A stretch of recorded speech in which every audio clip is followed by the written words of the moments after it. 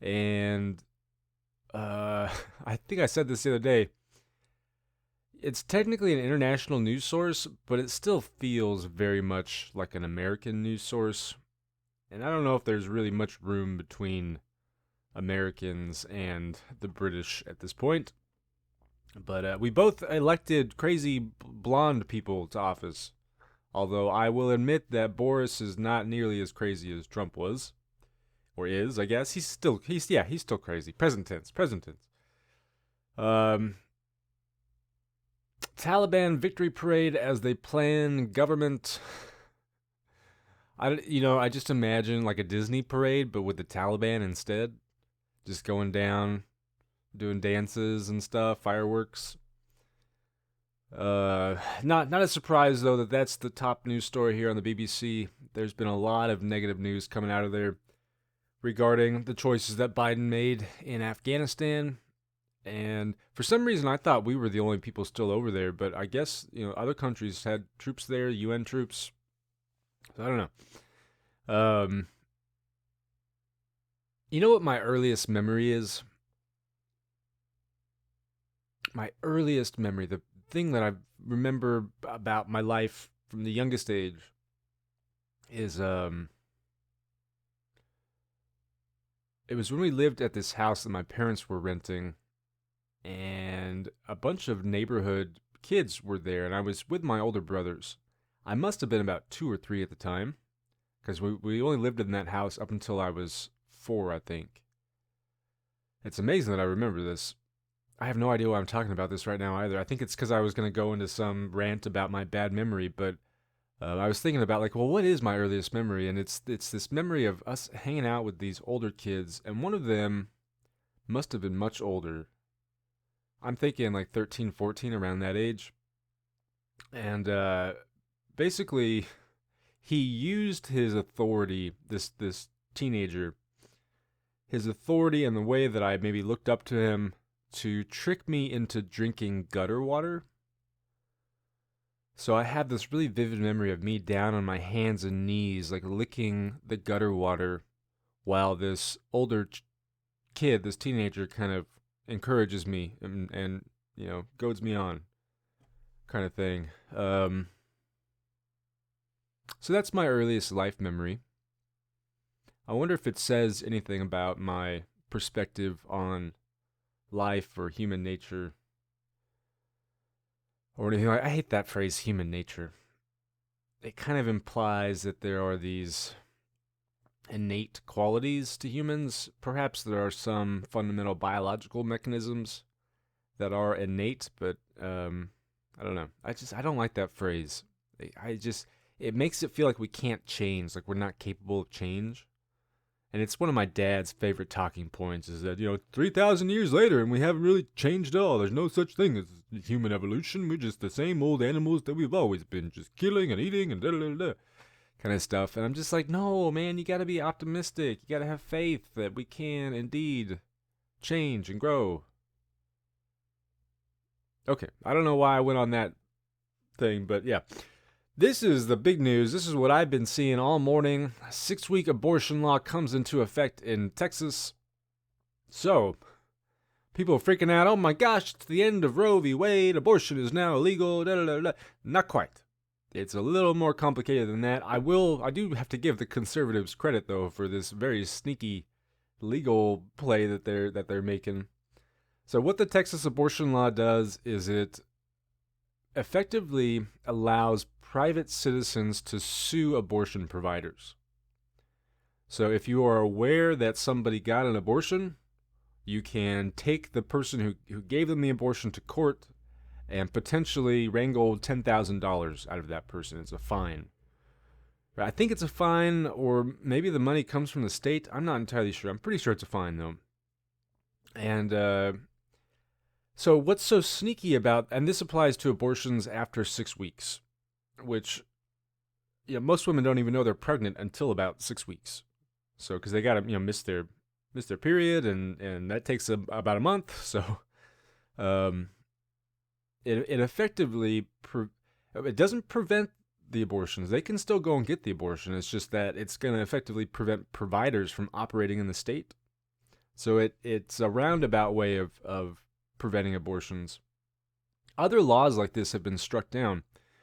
The one thing about the Texas law, though, is that it's not the state enforcing it. And that complicates things because then there are questions about standing. So, like, if somebody wanted to sue the state for this law, it's not really the state doing it. It's the private citizen who's doing it. So I guess there's some uncertainty about how this will play out. Now, some people are acting like the Supreme Court just decided to okay the law, but that's not at all what happened. They just have not taken up the case yet. Texas, I think, asked them to hear the case on an emergency basis, and they have not accepted that yet. So they let the law go into effect. But they can still pick up the case and rule it unconstitutional. Still a possibility. I don't see how. I really don't see them upholding the law. But who knows with this court, right? This court that was bought and paid for by the Federalist Society. But I don't think Republicans want abortion to be legal. Maybe they do. I don't know. Because it's one of the big drivers for voter motivation and voters showing up, right? Is the abortion topic. If you take that away, if abortion is illegal, what are they going to do to motivate voters to the polls? And some people have said, well, you still got to maintain the law. That'll be enough. Other people say, well, trust me, the racism is more than enough to get them to the polls. And I kind of buy that argument. So maybe they will. I've always kind of expected them to keep it as just kind of this issue that they can return to over and over again to ensure that they have their base. But maybe not. Maybe they will actually go through with it and find a way to effectively reverse Roe v. Wade. Again, I don't know. Like my initial reaction to this was, okay, well, let's just set up a GoFundMe for the providers then. Let's California pass a law that takes the money that should go to, Louisiana for whatever welfare programs that we're helping to fund down there. Take that money and give it to the providers instead. I don't know, something like that, just because it's not really outlawing them, but they can still get the abortion, and maybe we could even turn it into like get more providers down there, like just set up this giant GoFundMe, and not only will we pay you back the $10,000, but we'll pay you double. So we'll actually be paying you $10,000 on top just to do the abortion. That's maybe not a good idea. I don't know if we want to incentivize abortion, although that's kind of what they're doing down in Texas right now, right? Think about this. So the law does not protect women in cases of incest or rape. So I was thinking about this. It's like a new redneck get rich quick scheme. It's like you rape your daughter and get her pregnant, and then you take her in to get an abortion, then you turn in the provider and get your $10,000, then you do it all over again. And it's just like, it's a way to... I know that's really sick and dark and terrible, but I don't know. Anybody else see that being a possibility here? Is if you're going to put the reward there for turning somebody in, doesn't that incentivize people to actually go out and get abortions so that they can then turn in the provider to get the money? I think so. I think that's what it's doing. So I'm kind of saying, like, wow, they want to incentivize abortions now? Go for it, Texas. Let's throw all our money down there. And I'm sure, I'm not really understanding how this is going to operate, and I'm sure it is really, really bad for the providers. It's absolutely terrible for women and women's rights and stuff. But I don't know. It just I feel like they're trying to manipulate the law. I feel like we could manipulate it back at them, kind of thing. It's the same thing down with DeSantis in Florida, where he's defunding the schools. It's like, well, okay, we'll just fund them. We can just send the money down there. I know it's not a great solution, but it's their attempts to try to stop progress in this country are pretty lame too. So I don't know. And part of me thinks it's not really about abortion or COVID or anything. what is it about? It's about getting this story right here on the front page. Now Abbott in Texas has the news talking about him. Now DeSantis has the news talking about him, and they're playing the media just to get this hype. They're trying to out Trump one another. They know that most of these laws are just going to be struck down. So it's all just about generating the hype for 2024. And the crazier they can be, the more likely it is that they're going to get elected. At least that's what they think. I don't know. Space station facing irreparable failures. Oh, that's not good. Is that the International Space Station? I mean, I think this was to be expected. In fact, I think it's made it longer than it was supposed to make it. Yeah, it was designed for a 15-year lifespan, so it's already made it almost 10 years past its expiration date. Those expiration dates are never accurate anyways. I for the longest time I thought the ISS was fake. I thought it was like a story, this idea that we had this thing just kind of floating up there. Like, I knew that we went to the moon and stuff, but the idea of building a station that people could live on in space just always struck me as just fantasy. So when I learned that it was real, it was like, whoa, we're maybe more advanced than I thought we were. But I think the plan is to build a new one, and a new one may already be in construction. At the same time, I think that there was some issues between the Russians and the U.S. organizing this, because we don't have the best relationship right now. I do like how, it looks very American. The fact that we have American stories as like the top news stories, I think is hilarious for this being the British news station. At the same time, out of the top 5 stories or whatever that they have here, one of them is about the greatest Bond villains. So there we go. There's our little injection of British culture, I guess. Is Bond even British at this point, though? I feel like it's been Americanized beyond recognition, too. Was it ever really British, or was it just about the accent? Americans like those British accents, don't they? Do other non-Americans like American accents? I've always wondered about that. I should ask some of my international students, I guess. But like the way that I'll be honest with you, I find it just so very attractive, an Irish accent. No idea why. Irish women, Irish men, whoever, if they're talking like they're from Ireland, if like a little leprechaun could walk in and be like, "Hey, Tyler," da, da, da, da, and I would just like melt. Oh my gosh. I can do an Irish accent, but I'm not going to try it. Can I? I don't know. I used to do a lot more accents, and I haven't really done them in a long time. Both of my brothers are really good with accents. Me pot of gold. I sound like I'm Indian. I'm from Ireland, and I like the pot of golds and the potatoes and I turned British all of a sudden. Why am I British? I have no idea. I'm part Irish, part British, and now I'm talking like I don't know. I need to practice my accents, I think. Yes, I did Google how to talk like an Irishman or lady, whoever, because I was like, I used to be able to do this, but I can't do it anymore, and I don't know why. Just because I'm out of practice, I guess. Let's see here. Hurricane Ida before and after images.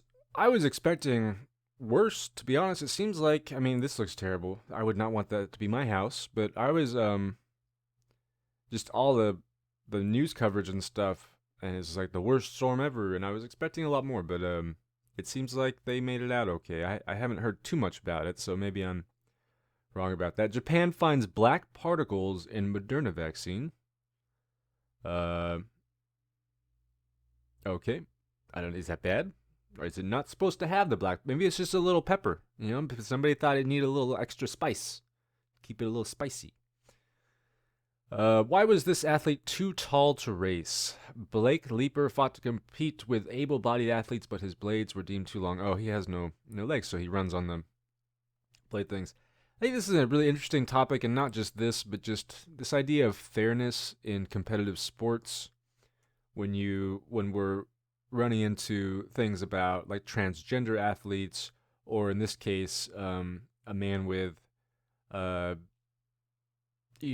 non-organic appendages and stuff, and when we get into the future and you have things like cyborgs and bionic things. Like it I think it's an interesting discussion about the concept of fairness, equality.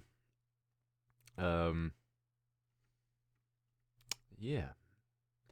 I don't do sports. There's lots of sports news right here. I've never actually I was obsessed with the Chicago Bulls growing up. And I'm sure most kids were, I'm a early 90s kid. So Michael Jordan, right? Space Jam, the Dream Team, it was just that era. And so a lot of kids grew up kind of idolizing him. I never liked basketball though. I mean, I played it, but I never, and same thing with most sports. Like I think there was a moment where I was vaguely kind of interested in them, but more for like the celebrity aspects of it. I liked the recognition that the athletes got. But otherwise, I think that sports are responsible for just keeping us in the dark ages, man. For you sports fans out there, you're gonna hate me. I don't know. I just think that they tend to emphasize some of the worst aspects of human nature again. Of humanity, this kind of machismo. Competition I think can be healthy to a certain degree, but I think collaboration is a lot more what we should be aiming for as a species. Um, the violence, the way that fans operate and just fan culture, especially in the UK when it comes to the football teams. Oh my gosh. Um, and I think I dislike them especially because of the way that they detract from academics.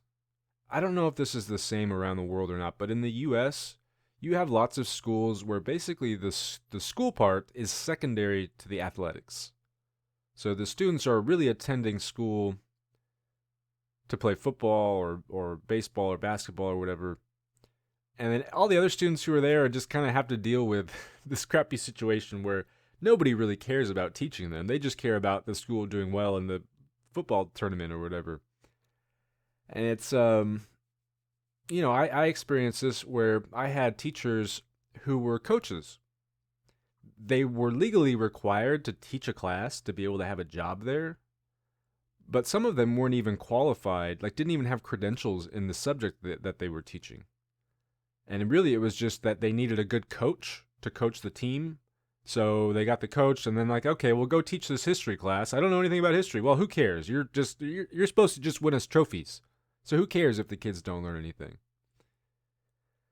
And so I just feel like it's corrupted K through 12 education and to a certain degree college education as well. I think if sports and academics were severed from one another, like I've always wondered, like why don't we just have regional teams? Why does it have to be attached to a school exactly? Um, but I feel like if we did that, I would probably not hate sports as much. But I really do. The only thing that I play is golf, and I do that with my dad, and it's basically a bonding thing with my dad. So I can't watch sports. I don't like athletes. I don't. Oh well, let's appreciate the physical endeavors that they're putting. No, fuck that. They should go read a book and start voting more and get more involved in their communities. Wasting time just fucking throwing a ball around. I'm not really that hostile to sports, you guys. I'm kind of putting on a bit of a performance here, but I I definitely don't like sports as much as a lot of people seem to like them. Even my mom, who I don't know, I feel like she tends to think like a lot of things are a waste of time for people and they should be like kind of what I just said. But she's really into sports too. I don't know. My dad has always enjoyed it for the kind of the stats stuff. Plus, his dad was really into it. Plus, my dad almost made it to the majors. So he's been a big baseball guy his entire life. But he also likes it for the stats and the more intellectual aspects of it. And I think baseball is probably one of the more intellectual sports. If that makes any sense. Are plants talking to us? I don't know. Let me listen to my backyard.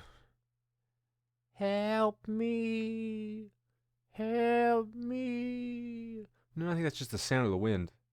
If my grass could talk, I'm sure that's what it would be saying though, because it is mistreated by my chocolate lab.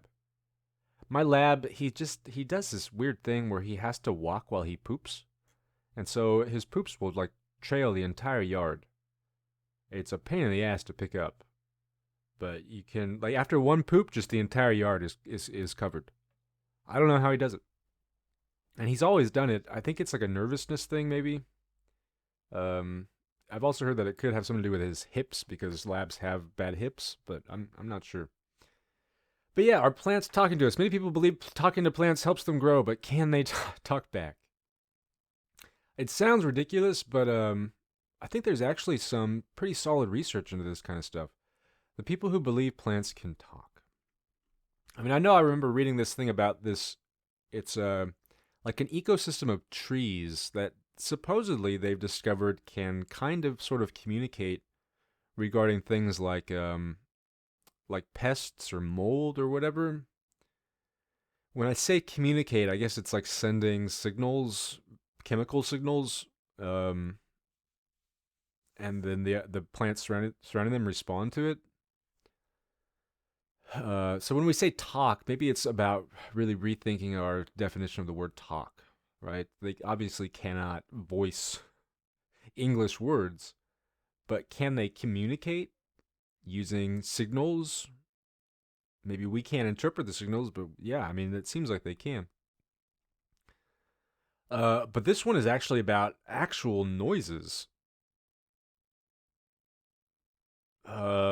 This does not sound like a very solid scientific study, though. It was like she's just listening with like this little microphone. It says, she's like, she's not really sure what was going on. Her equipment was low cost, a simple microphone that she acknowledges could have been picking up noise from microorganisms in the soil or other sources, not necessarily the plant. So let's, hey, news, stop trying to just, yeah, we need scientists in charge of publishing the science news because now everybody's going to go walking around thinking that the plants can talk. Um, how narcissists climb the ladder. Why self-centered workers keep getting promoted. Because they want to be on top of the world, and so that's what they're gonna do. Whereas other people might not be so obsessed with being on top. They're more likely to be able to manipulate people. I don't know.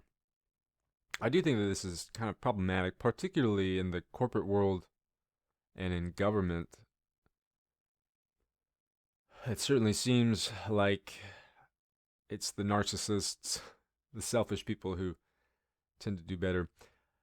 Um, let's see here. Here's one. It says, "Can apps move the Me Too movement forward?" Me Too movement kind of got like I feel like I haven't heard anything about it in a while. We had this stuff with Weinstein, is that his name? And Cosby, and a bunch of different people kind of got caught up in this. Um, and recently with Governor Cuomo, you had one of these Me Too. It was some organization I think that was supposed to be involved with helping women bring complaints against powerful men. I forget the name of the organization now. Um, and they received some negative press back during the election with Biden because Biden was accused by a woman and had approached this organization, and I guess the organization turned her away. I don't know much else about that. Maybe the woman was a fraud. Who knows? But then it also came out during the Cuomo stuff that this same organization had basically tried to coach Cuomo in how to deal with his sexual harassment suits. But I've noticed this too, and I've heard some bad stuff about some of the Black Lives Matter organizations that have popped up, and how people try to abuse these social movements, these social political movements for their own gains, for their own benefit. And it just reminds me of this. I used to teach these essays on social media and especially this idea of social media as political activism. Um, uh, One of the essays was by a guy named, I think his name is Clay Shirky, and then there's another essay by, I want to say it was Nicholas Carr who wrote the essay "Is Google Making Us Stupid?" And these essays were published, and then there was another one. It was an academic essay. The names of the authors are like Benilla and Rosa, I think, but they're looking at the kind of phenomenon of social media, political movements, and especially focusing on the Black Lives Matter movement. Although I think this is a little bit before Black Lives Matter had actually kind of grown into a movement. But and all the authors kind of disagree on the extent to which it's effective. Vanilla and Rosa, the academics, they seem to see a lot of potential for these social media platforms to be used to correct social ills. Um, Carr, of course, who's very critical of new technologies, basically says this type of activism. Well, I think his point is really about the way that kind of internet discourse, I think, is just corrupting our discussion about candidates and policies in general. And I think it may be Shirky who's like, it just doesn't really compare. Like, look at like the lunch counter sit-ins, right, in the 50s and stuff. Compare those to liking a post on Twitter or Facebook or whatever. Right. And so you go and you like the little Me Too post on Facebook and you feel good about yourself. You feel like you're changing the world. But what did that really accomplish? It gave that video more visibility, maybe. So there's this notion that political activism is kind of transforming into this social media activism, and there are questions about whether or not it can be effective. Bonillo and Rosa also look at things like the Arab Spring that happened in the Middle East, which we know it was kind of a mixed bag, right? Some of those countries where we saw these mass protests that were being driven by Twitter and Facebook and stuff, all of a sudden, they devolved into anarchy and chaos, and dictators took hold. Other countries actually did seem to use the protests to their advantage. Um, but I don't know. It kind of goes back to what I was saying in yesterday's episode, just about these new technologies and how they change the nature of our discourse. They change our behaviors. They change the way that we think about the world.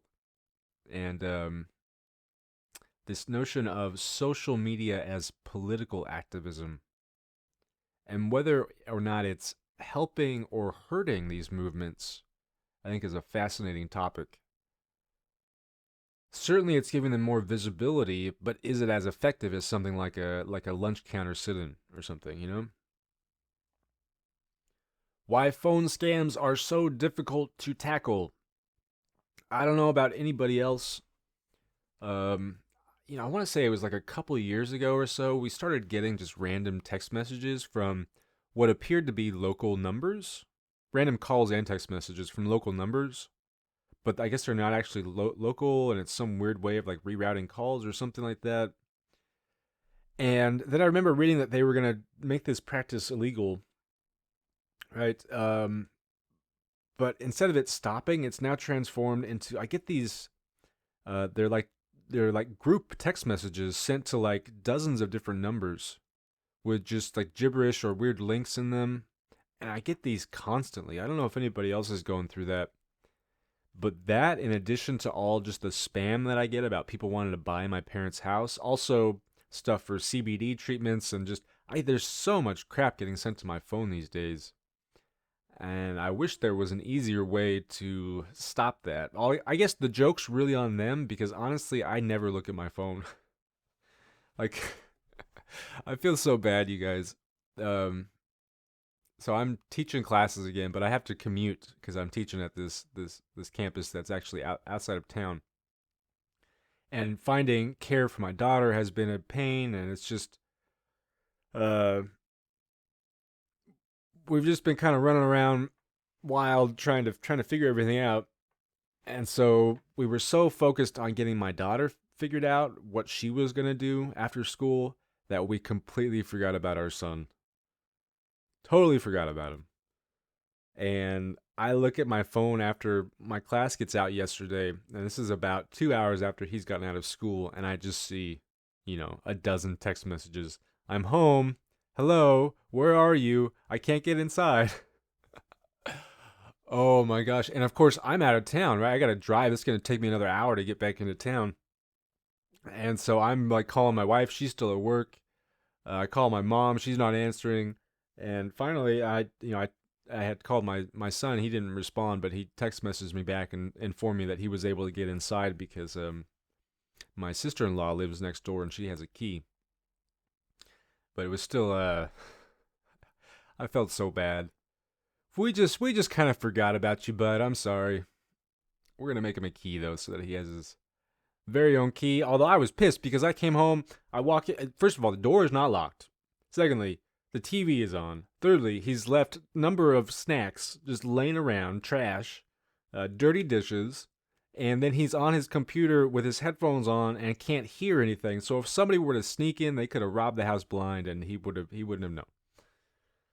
So we've had to talk about some Home Alone etiquette because this is going to be kind of the first time that he's home alone by himself, at least for a long period of time. That poor puppy dog. Why do they mistreat the animals like this? Actually, for all I know, that dog is treated better than I am. Has a better life than I do. It just, I don't know. He doesn't look very comfortable, and that makes me feel bad for him. All right, you guys. Well, I think that's going to have to be it for me for today, September 1st, 2021. Thanks for watching. Hope you enjoyed, and I will see you all tomorrow.